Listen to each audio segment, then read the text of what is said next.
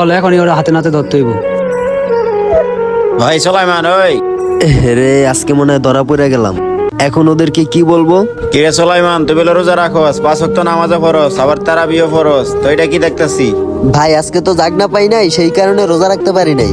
ওই মিয়া, আপনারা তো কালকেও দেখলাম চিপাই বসে রুটি খাইতেছেন। কালকে আমি একা ছিলাম দিকে কিছু কই না, এর লেগে আজকে আমি মিরাজে নিয়ে আইছি আপনাকে হাতে নাতে ধরার জন্য।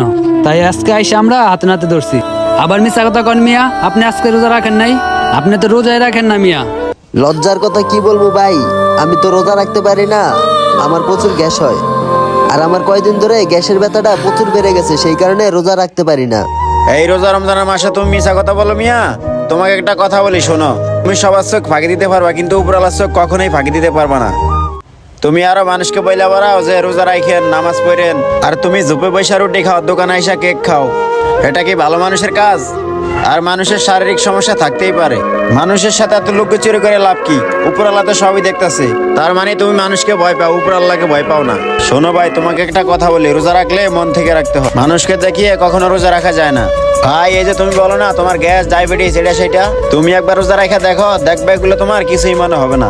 ভাই তোমাকে একটা কথা বলি শোনো, তুমি রোগ আর মানুষকে ভয় না পেয়ে আল্লাহকে ভয় করো, দেখবে এই রোগ বলাই তোমার কিছুই থাকবে না। আমি রোজা রাখি নাই, কিন্তু আমি বুঝতেই পারি নাই যে রোজা রাখলে রোগবালাই ভালো হয়ে যায়। কিন্তু বুঝতে পারি নাই দিকে আমি রোজা রাখি নাই। আপনারা আমার চোখ খুলে দিছেন ভাই।